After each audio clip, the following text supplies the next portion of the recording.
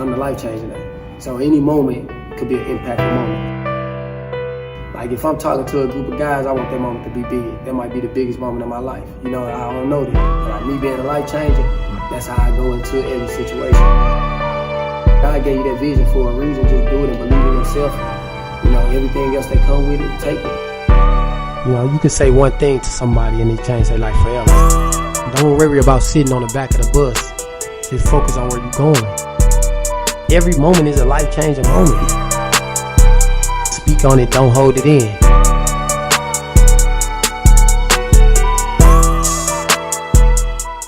What's up, what's up? This is another episode of Speak On It. I'm the host of Life Changer. I got a real special guest here, but hold on real quick though. Like I want to give a shout out to Cash App, Spotify, Apple Music, Google Play, all that. Shout out to my boys, I Am Athlete, man. Y'all might want to come and do this interview with Floyd Irons, man. I Am Athlete. Hey, Brandon Marshall, y'all, get at him, I'm telling you. He a legendary coach in our city, man, and probably in other places too, but he a legendary coach in St. Louis, man, and I'm honored to introduce one of the greats to ever do it, the legendary St. Louis basketball coach, Floyd Irons. Thanks for inviting me, man. Man, I really appreciate you, man. I can't believe I'm sitting right here with you, man, to be real with you. I played at Beaumont. So you played with Mr. Hamilton, huh? Richard Hamilton? Yep, I played with Bird, and I know how that relationship with you and Bird was, you know, battling that throughout the years and stuff like that. You know what I mean? So I was on the other side. You know what I mean? And if you played in St. Louis or you lived in St. Louis, they probably lost to you before. Somebody lost to you before. Well, no doubt. Give shouts out to Bird. You know, I thought he did a tremendous job. At Beaumont. Unfortunately, we were just in the same league. And we both fighting for the same thing. And he had some good players, had some good teams. And, you know, I really enjoyed the rivalry. It was good for the city. And people sometimes kind of misunderstood our relationship. And try to put things in it that was not necessarily there. But it created an atmosphere that people relished and came out to see. And I think that was part of it. When Beaumont and Vashon hooked up. Oh man, it was crazy. And even when Bird was in high school. You know, I was coaching then when he was at Central. And the rivalry and intensity was even greater. See, you telling me something about my coach now. Yeah, it was even greater, you know, and he was one of the better basketball players to come out of Vashon. Not out of Vashon, out of Central. And then go to coach his own teams at Beaumont. You know, shout out to Bird, man. He hold a dirt place in my heart, man. He showed me how to get down on the floor, man. He showed me how to sweat, and he told me how to really put in work. You know what I'm saying? And I seen my game get way better being with Bird, you know what I mean? Because I think y'all was the two coaches that if you played for them two, it was a grid that you had that no other kid had. You had to have it to play with y'all. So it was just like, that's Vashon and Beaumont. Well, you know, and then, like I say, Bird came from a very hard-nosed coach in high school. He played for Jim Gant. And Jim Gant had built a program over at Central that people still talk about today. He had some of the better ball players and some of the best teams. And he did the league great favors in terms of what he put in and how he coached his kids, and they were just a reflection of him, just like my kids to some degree were a reflection of me. That's true. That's true. So take it back for us. Like take it back for us, like the childhood and you growing up and your childhood. Because I think when people say your name, they think Vashon basketball. And I don't think a lot of people may know you personally. Like growing up in the household, was mom and dad there? How did you navigate through life before you even got to high school? Like what was that? What did that look like? Well, you know, I grew up in a one-parent home. My mother was the mother and the father. She was the sole breadwinner when I was growing up. A lot of my sisters and brothers who were older than me took on the load of helping her to nurture us and to give us some guidance. But I give her all the credit in terms of helping me get to a point where I was able to do things on my own, to see that what I did not want to happen to me, you know, I had no control over where I was born. And you know, like you said, you have control over your families. Yeah. But you know, I don't talk about my father a lot simply because he was around, but he was not around. Okay. And I had some older brothers, you know, one of my older siblings who were father figures for me. You know, and this is home to me in terms of this area, because you know, I grew up mainly in the Pruitt-Inago, an old Pruitt-Inago housing project, which is not too far from this particular facility. And with that, you know, I come from not at one time, but a large family, a family of 18. And, you know, back then, you know, we were poor, but we didn't know we were poor, you know. Yeah. You know, there was always food on the table. Yeah. Even though my mother had to struggle to do it, and she had to work hard to do it, and I appreciate that, because I had a chance to see her do some things that, you know, hey, helped me as a young man.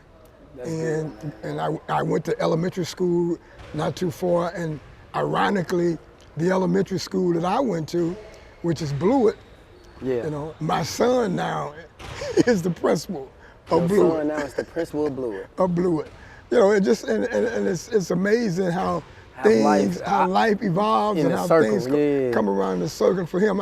You know, we couldn't have scripted any better. Yeah. For him to be principal at Blewett and then coaching here at Vashon. So you ask about where I come from. You know, this is my neighborhood. I've been in this community most of my life. I went off to school. Got a chance to get a basketball scholarship. Yeah. And I had a good coach, high school coach who pushed me. You know, one of the things when I was in high school at Vashon, you know, I felt like that the teachers there had always seemed to have a mission of trying to get as many of us out and being productive as possible. So, you know, I give them a lot of credit while I was at Vashon to get me prepared to go to college. That's good. And when you speak about Vashon, it's hard to stop you from talking because I'm just sitting and taking everything in. But when you talk about high school and college, I know you graduated in what, 66? No, I graduated in 67. You graduated in 67 and you went to Langston. I went to Langston University. So they gave you a scholarship, basketball scholarship? Basketball scholarship. It was a basketball scholarship. Okay. You know, at that time, it wasn't necessarily called a total basketball. It was an aid, but you know, it's a scholarship. I paid very little. Okay. But you know, and I going to Langston was a total, well, not total, but it was a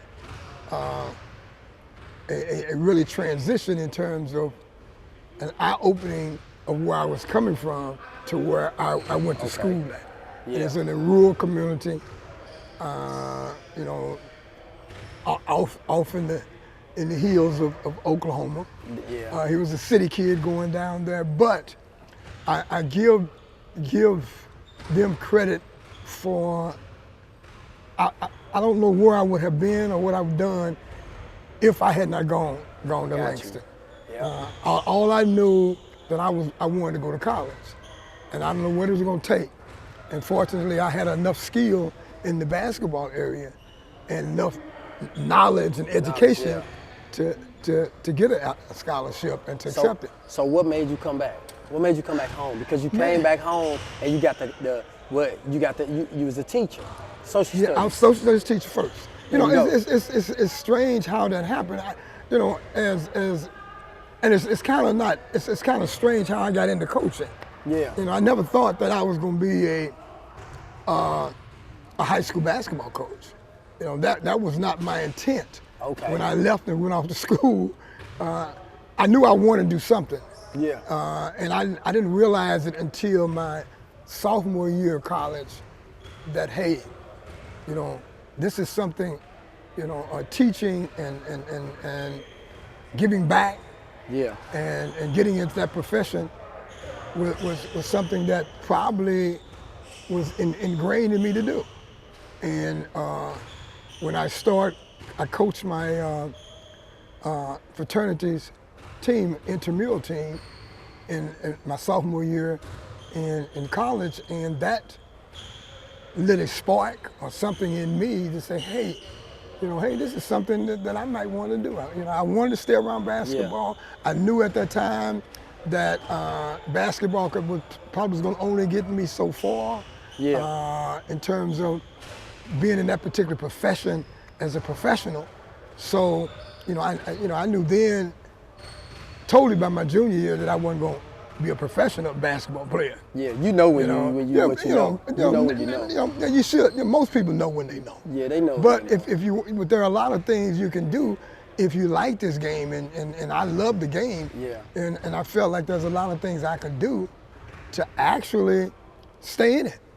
Yeah. And fortunately, by coaching my fraternity team, you know, that little spark in me to say, hey, maybe I need to try this. Maybe. So you come back, you're the social study teacher, you get the head coaching job, and you become the assistant principal, right? Well, you see, as a social studies teacher, my first job when I came back, you know, is actually I coached soccer for 1 year. I know though. I know a lot of people don't know that. You laugh, I laugh because, you know, but I laugh because it was probably one of the best things for me at that particular time to coach something that I really didn't know anything about. And the kids did a tremendous job of acclimating me and teaching me the game and welcoming me in the game. And I'll never forget those kids because, you know, that was my first coaching job in high school was soccer. And I did, and the athletic director just told me, hey, you can, you know, learn on the fly, learn on you're an athlete. Through in the woods. You know, you're an athlete. You know you can do it. So that's how I got started in soccer.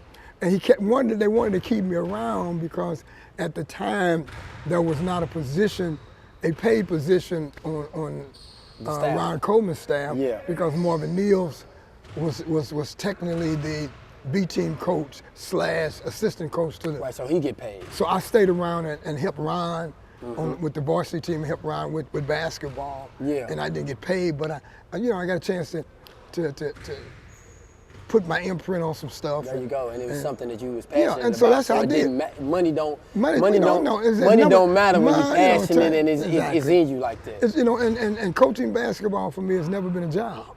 You know, teaching. There's only a few jobs that I can even think of that I've had that I consider was a job. Why you didn't feel like coaching was a job? Because it was a passion. That's tough. And it was something that I loved doing. That's good. And I look forward to the challenge. And I'm just as competitive as anybody. Yeah. And I wanted I saw what was needed when I was there, and I wanted to make sure that the kids that I coached got a chance to experience some of the things that I experienced in terms of playing and, you know, give them not only what I experienced, but to give them exposure beyond just here on the basketball court. Right, and what they can imagine. And what they can imagine, you know, That's what they can accomplish. So, you know, that's why I felt that, you know, Vashon gave me a start back, you know, in terms of playing ball. So you win your first championship in '83. Right. Then you win '84. Then you win '85. Then you win '86. Then you skip '87 and you win '88 and '89. Right. Right. That was before I was born. You stopped the winning when I was born. That was at '89. I was born in '89. I don't do the math to try to figure out how old I am. And we went back 90. But then you took off 10 years from winning, and I want to speak on that right there. Okay. What was the mindset of, we talking about winning 7 years, and then from 89 to 99, you didn't win a state championship. I'm not saying it wasn't winning seasons, but it wasn't state championship. When we talk about Vashon, it's win or bust, right? It's like, if you don't win a championship, it's almost like, well, we created that. You know, we created expectation and got people comfortable and that's what it is. And that we were taking for granted. And you know, and there's a lot of things that if you look at it came into play for us not to win. You know, hey, the teams that we played, to some degree, were better. We, you know, so in that 10 years span, it was just. We won in '94. It was difficult getting back. See, people don't realize so you won how the state championship in '94. Right, so it wasn't no 10-year window. No, it wasn't a 10-year. We won in '94. 89, and then you won in '94. Right, we'll come back to win in won in '94. Okay. But people didn't realize that in '90, you know, we played in Springfield, and '90 was a pivotal situation in terms of. That was the year that everybody point at the fact that that's when, you know, I took my team off the court in Springfield for various reasons. Yeah. And the state tried feverishly, along with some people who didn't agree with what the superintendent. Yeah. And I, you know, what the superintendent did, because he's the one that hired me and he's the one that fired me. He didn't feel like that what I had done was not something that wanted to me to lose my job over. Yeah. Matter of fact, he supported me, and that made me feel good to have somebody, you know, in his position to support. And I had good people to support me, and they understood. You know, and then in terms of getting back, you know, we won in '94. We go back in '95, and we took second. Okay. We go back in '96. So you going back? It's just so not, people not don't. They don't. The state. Right. We weren't winning state. And you were losing a state game or the game but before. But we were there, like and the name was still a household name in terms of being there. The only time we didn't go in, we didn't get into the Final Four in '91 and '92, but we come back in '94, '95, '96, '97. You know, we in the Final Four. We just win one out of those. You got teams that coaches that have coached for decades, for all their lives, and never get into the Final Four. Yeah, so the experience of getting, you know, you want to win it. You know, we don't go down there to take second. We don't go down there to lose it. But yes, you want to win it. But to be able to get there is a feat within itself. Especially you ask those who have not been there.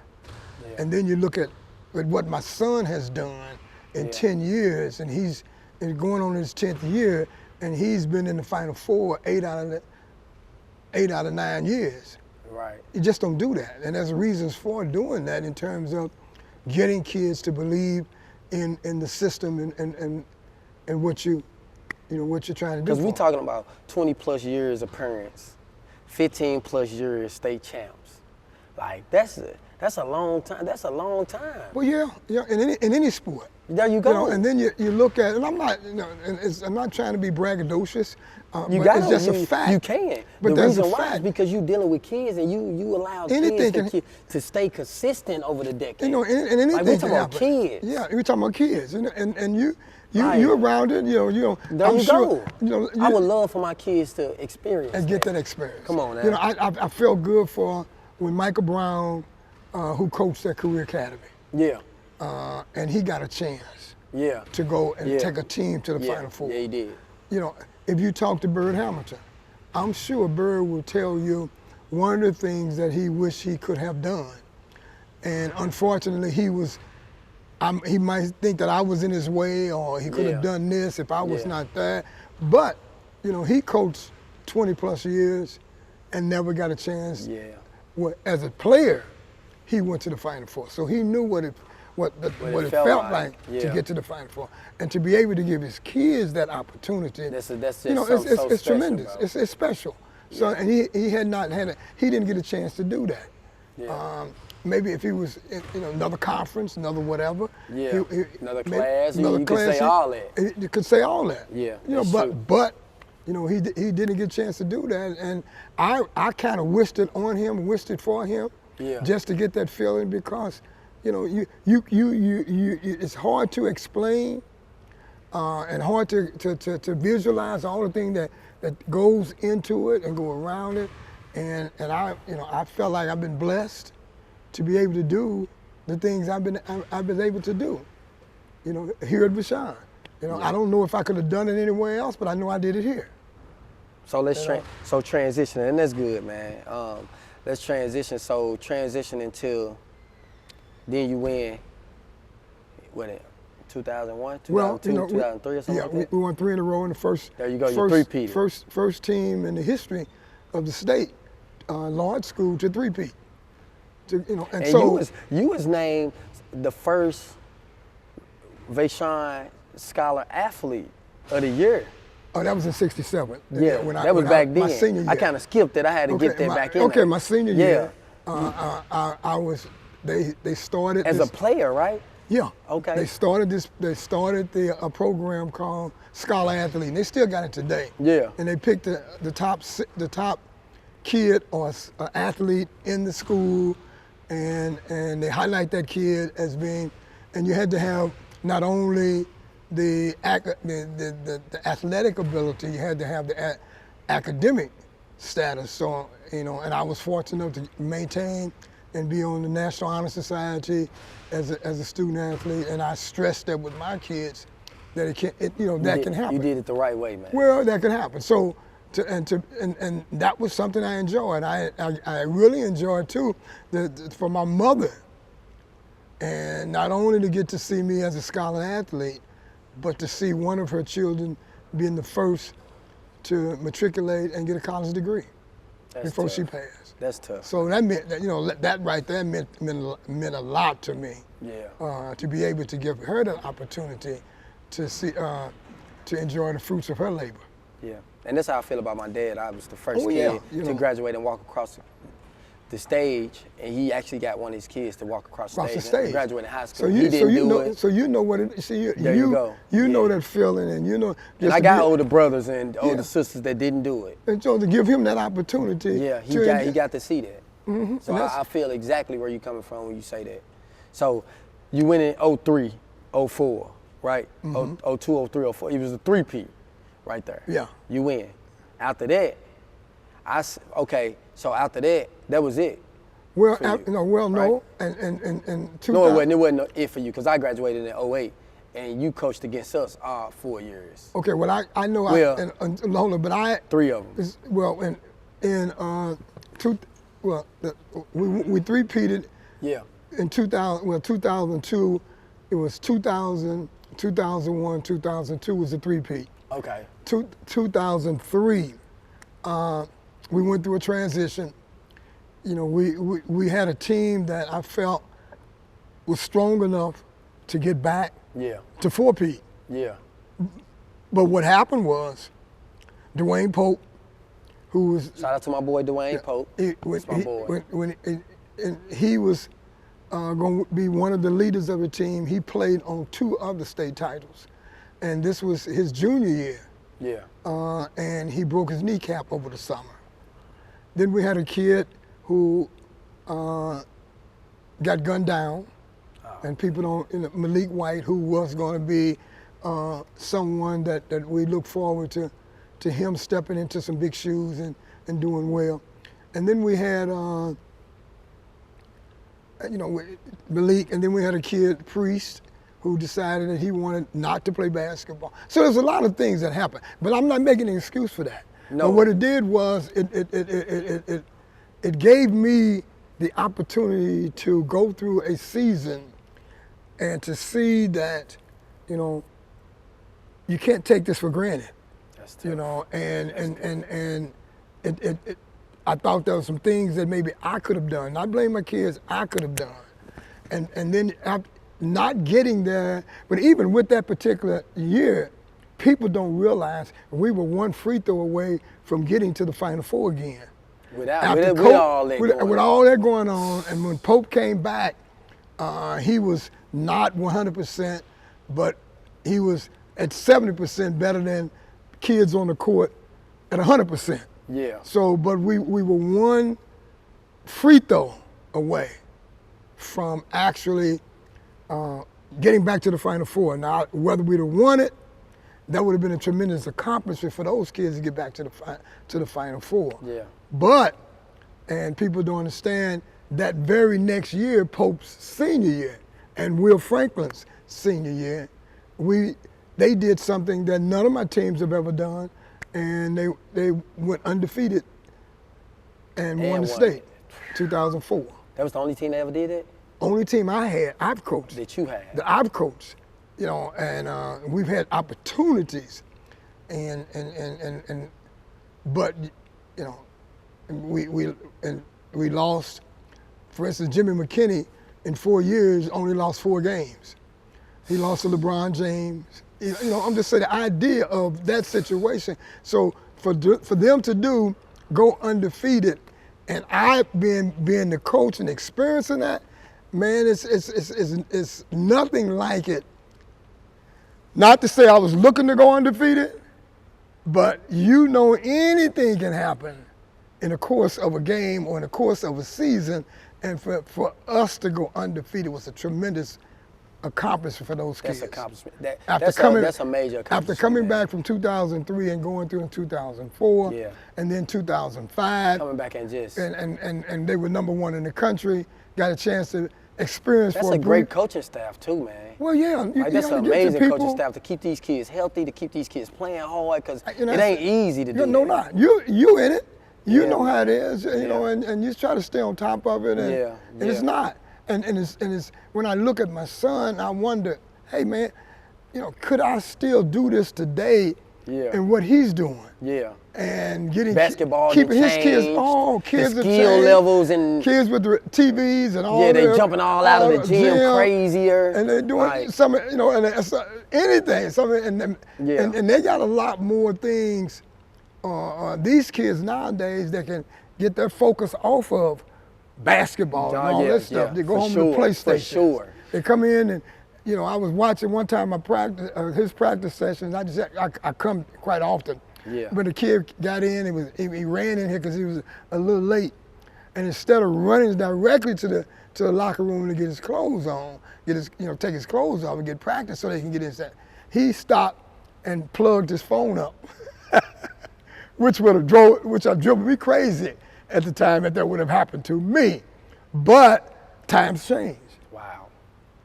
Most of the important thing was for him to get here. Okay, that was one. Second was to plug his phone and then run in there, get dressed, and come out. So the court was well, you know, his mind it was my phone. My phone first, and then I'm gonna get out on the court second. This is a phone generation. Yes, it is. Yes, it is. So the name on the court, what was the emotions and the feelings behind it? Well, I was, appreciative, and it was my name, but it was actually a reflection of all the kids who've sweated, who've come here and played. It was a reflection of them. Just physically see your name on the court, but it's Floyd Irons, but it's Vashon basketball program, and that's what was the accomplishment. And regardless of my name being on the court or not, there's certain things you just can't erase out of people's mind. You get your college degree, they can't take that. I don't care whatever they might try to do, you earn that. Yeah. Those kids earned the right. I earned the right to have the name put on the court. It wasn't something that was given to me or given to them.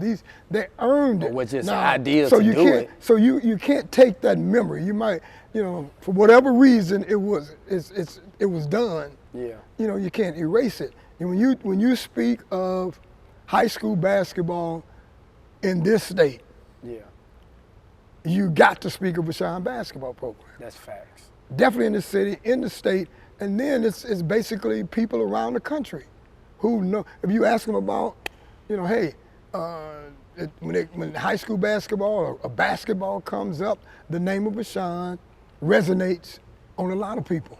That's true. So, that can't be taken away.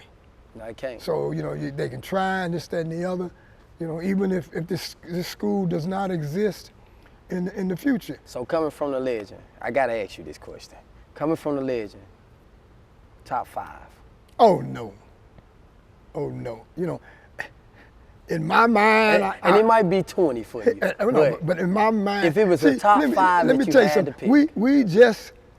We just had I had 3 guys, Trice, Cody, Jonas Cody, Mouse Collins, told me, say, hey, Coach, we want to give your roses to you while you're alive.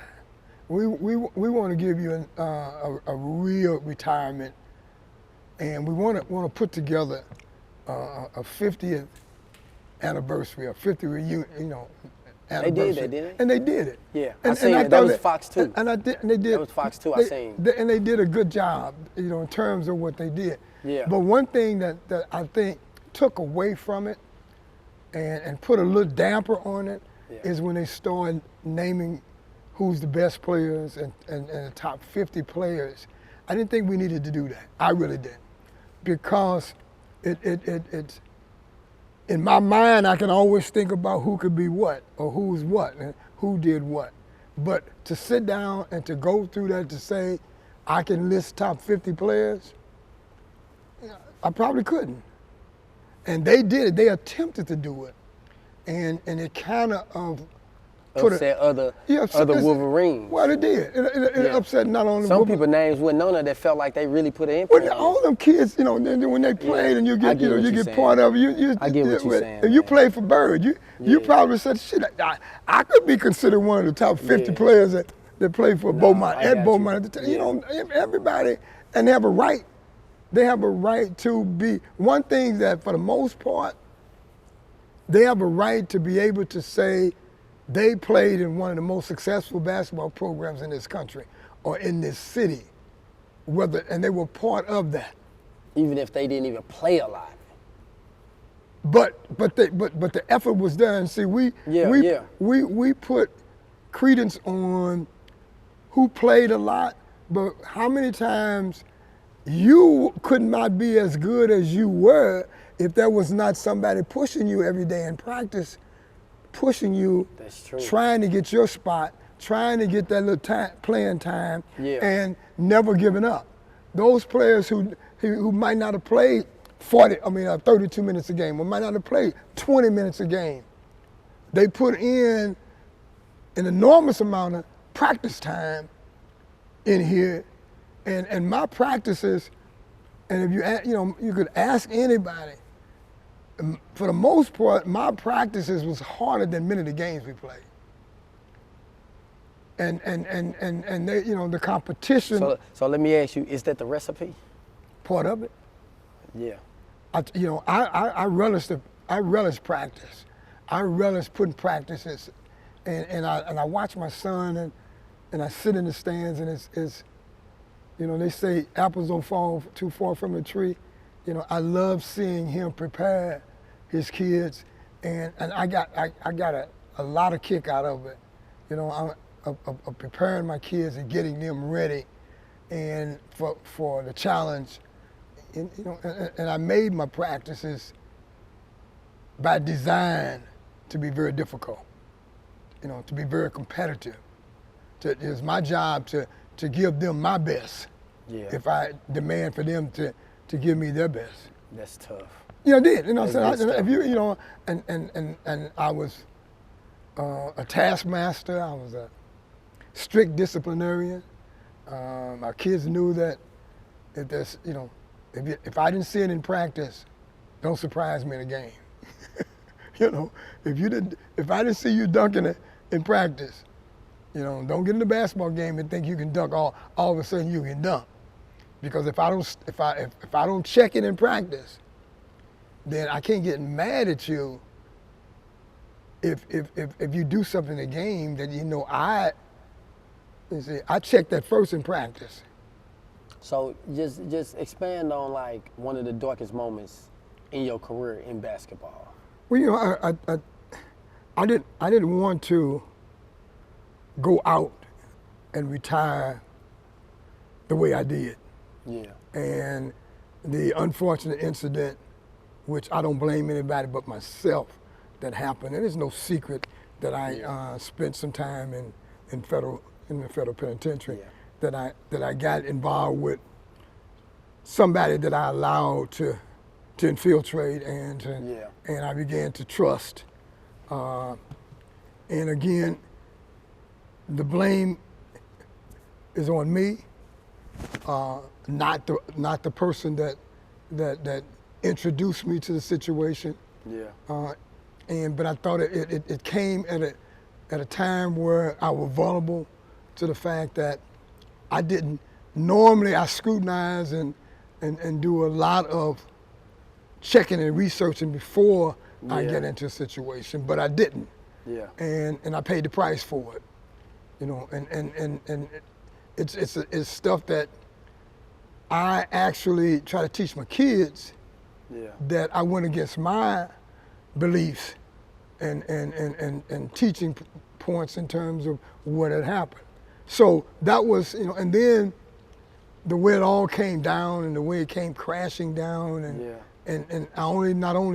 I didn't necessarily, I went through it. It was rough. Yeah.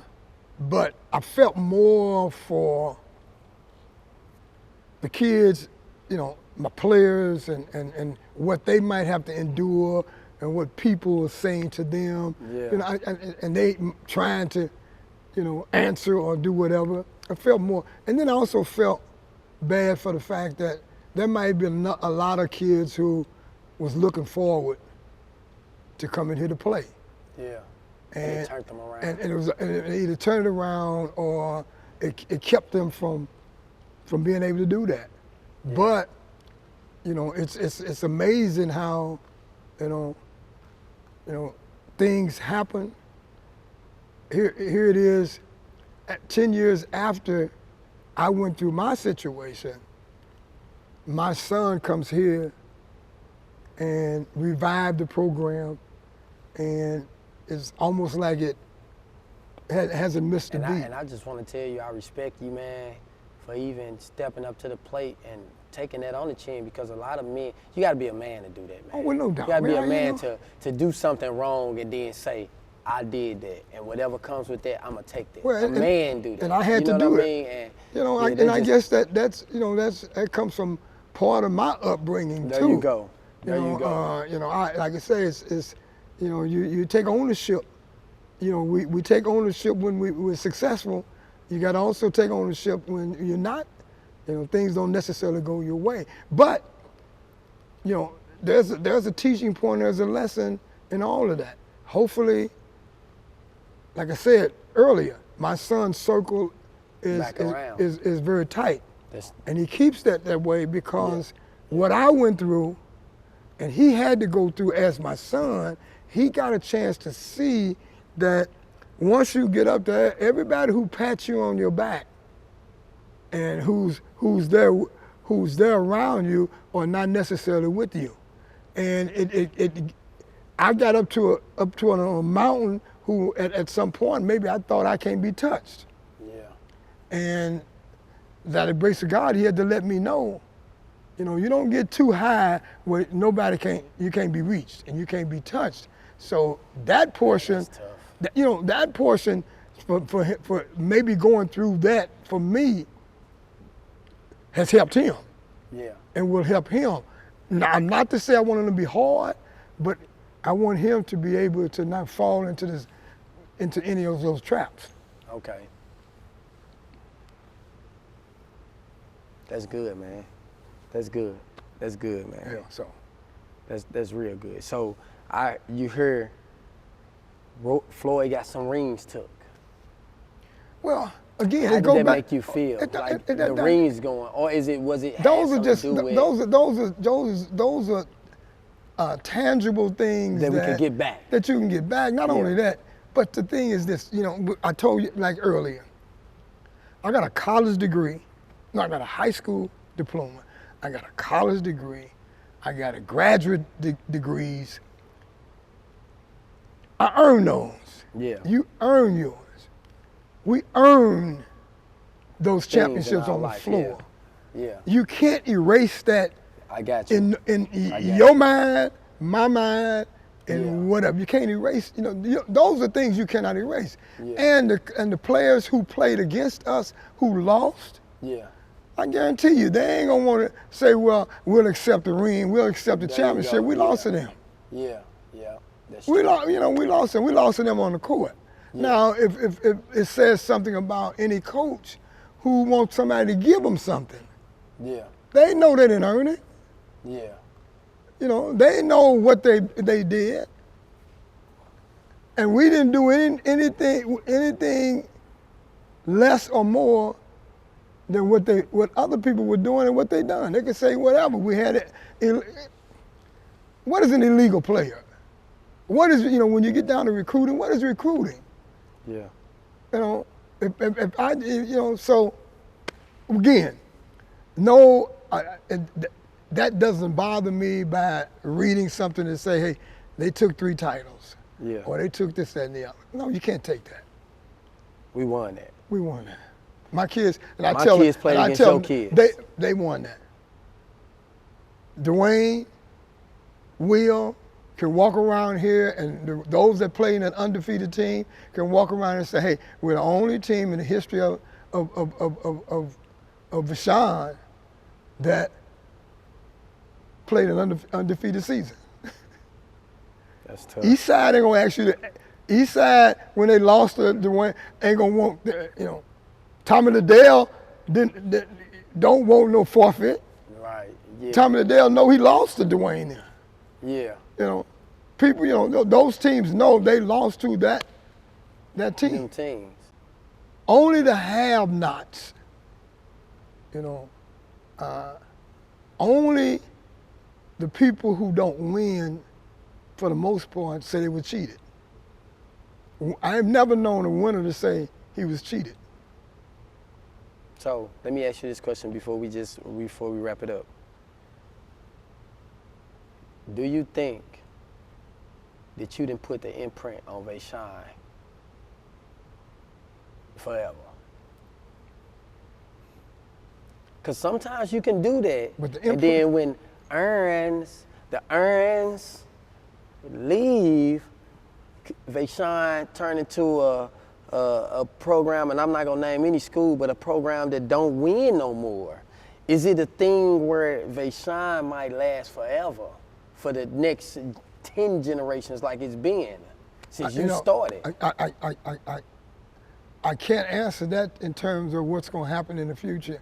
Yeah. I just know what's happening now in terms of what my son is doing to keep Vashon moving in that particular direction. Yeah. You can't erase what I've done. You can't erase what he is doing. Yeah. And Vashon is a household name in this area when it comes to basketball, and will always be a household name. So do you think you put an imprint on Vashon? I hope I have. Yeah. But you know, more so, Vashon has put an imprint on my life. Yeah. It's been a part of my life. Yeah. You know, and that's stuff that I can't erase. And I've enjoyed the journey of being the coach. I enjoyed that journey. And I still enjoy the journey of watching my son, you know, put an imprint. And you started at the Vashon before this, right? Well, yeah, we had the old Vashon over on Cass. Yeah. We're not on Cass, on 3405 Bell, where you are right now, Career Academy. Yeah. Career Academy. That was supposed to be our building. Yeah. In front of the auditorium, where we was gonna keep the auditorium, but yeah. Yeah. And then this facility got built. Yeah, and I would hope that, as a matter of fact, I know that the success of our basketball program had a huge impact on getting it done. Getting it done. Yeah, for sure, man. I thank you, man. It's an honor, man. And I appreciate you. It's an honor. If you never heard me say it, man, you legendary, man. I appreciate it. You know what I mean? And I know some people will be like, you ain't got to call me legendary or nothing like that, but you is, man. You a legend, man. If you died today or tomorrow, man, you a legend. Well, I appreciate it, and I look forward to watching you all coach on the. Yeah, for sure, man. You gotta come to it. I'll be there. You gotta come, man. I'll be there. I'm gonna send you our schedule too. Yeah, I got a couple of kids. You got a nice schedule too. I got a couple of kids that I talk to down, and I tease them, and we. I told them I'm gonna definitely come watch them. So don't. Yeah, man. I appreciate you, man. I want to just give you your flowers on everything you done, man. Even before I was born and stuff, man, and even playing against you, man. It was amazing just to even look down the sideline and see you, like, and say, man, yeah, we really going against these guys and stuff like that. The battles and me having a legendary coach that you had a rival with is just a good. It's just a good feeling to say that I was a part of that culture and that generation coming up. And I just want to thank you, man. And this is another episode to Speak On It, man. I'm the host of Life Changer, man. Floyd Irons, man, the legendary coach, man. I'm just honored. So until next time, man, I'll give y'all another episode. Hopefully it's another legendary. He couldn't give us the top 5, man. He ain't giving nobody the top 5. You can't get the top 5 out of him because it's probably a top 1,000. You know what I mean? He feel like every kid that came through her was important and held a certain spot in his heart and in his life. So we not gonna put the top 5 on there. You know what I mean? Okay, I appreciate it. We out. Thanks a lot. Out. Appreciate you, man.